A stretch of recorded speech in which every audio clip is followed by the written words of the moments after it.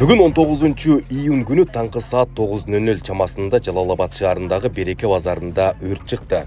Өзгөчө Кырдаалдар министрлигинин маалыматына ылайык, өрттү өчүрүүгө жалпы 5 күчүрмөн эсеп тартылган. Тилсиз жол саат 11:10 чектөөгө алынган. Алдын ала маалыматтар боюнча өрттүн кесепетинен 8 дүкөн күйүп кеткен. Окуянын натыйжасында 2 адам жаракат алган. Кырсык электр зымындагы чыңалуунун өзгөрүшүнөн улам чыккан болушу мүмкүн деген божомол айтылууда. Ыкчам түрдө өрт өчүрүүгө шаардык бөлүмүнөн 3 өрт өчүрүүчү автоунаа, мындан тышкары кошумча 58-чи өрткө каршы бөлүктөн дагы бир, ошондой эле Сузак райондук бөлүмүнөн дагы бир өрт өчүрүүчү автоунаа тартылды. Мындан тышкары жергиликтүү бийликтен 2-3 суу ташуучу автоунаа азыр күндө тартылып, жалпы өрт өчүрүүгө тартылган күч каражаттардын жардамында азыр учурда өрттү курчоо иштери жүрүп жатат. Өрт толугу менен өчкөндөн кийин өрттүн келип чыгуу себеби, ошондой эле келтирген материалдык зыян такталат. ÖKM'дин кызматкерлеринин айтымында өрт өчүрүүчү унаалар келген учурда тартипсиз токтотулган унаалар тоскоолдук жаратып, ошондой эле базардын ички жолдорунун начар абалы да өрттү өчүрүү иштерине бир топ кыйынчылык жараткан. Текчелер деп коет, бирок өздөрүнүн товарларын магазинден сырткары жолдорго коюп алышкан. Бирок азыр учурда жол тосууга эмес, өрт өчүрүү иштери жакшы жүрүп атат.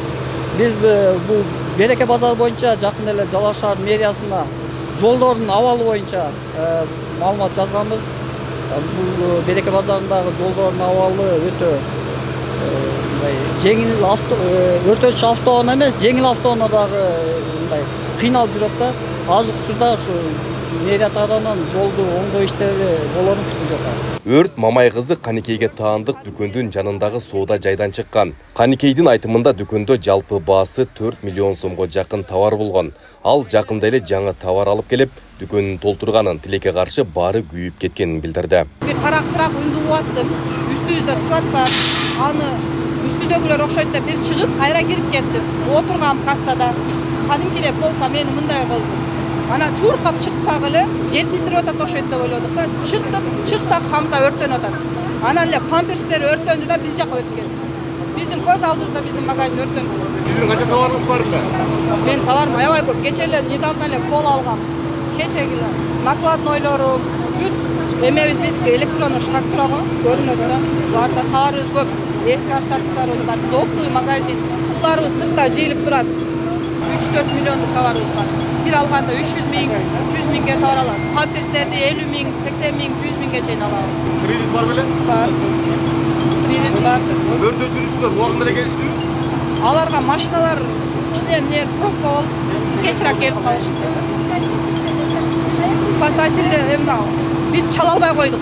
Калтырап калды. Шоковый состояниеде туруп калдык да. Окуя болгон жерге президенттин Жалал-Абад облусундагы ыйгарым укуктуу өкүлү Тилек Текебаев жана шаар мэри Эрнистбек Ормоков келишти. Облустун жетекчиси тиешелүү кызматтарга конкреттүү тапшырмалар берилгенин билдирди. Анын айтымында буга чейин базарда алдын алуу чаралары көрүлгөнү менен сатуучулардын кайдыгер мамилеси өрт кырсыгына себеп болгон. Азмерге тапшырма бердим. Банктарды чогултуп площадкага түшпөр. Буларга да льготный кредит боло кандай болсо да ошолорго темесин карап берет депчи. Көзөмөл каламыш берген тапшырмалар болсо. Буларды айтпайм бу.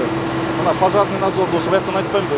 Биз болсо баарыбыз эле немеде мына ар бир ишкерлер иштейишти очпай, иштейишти аткан ошо өзүнүн коопсуздугун чалыш керек да.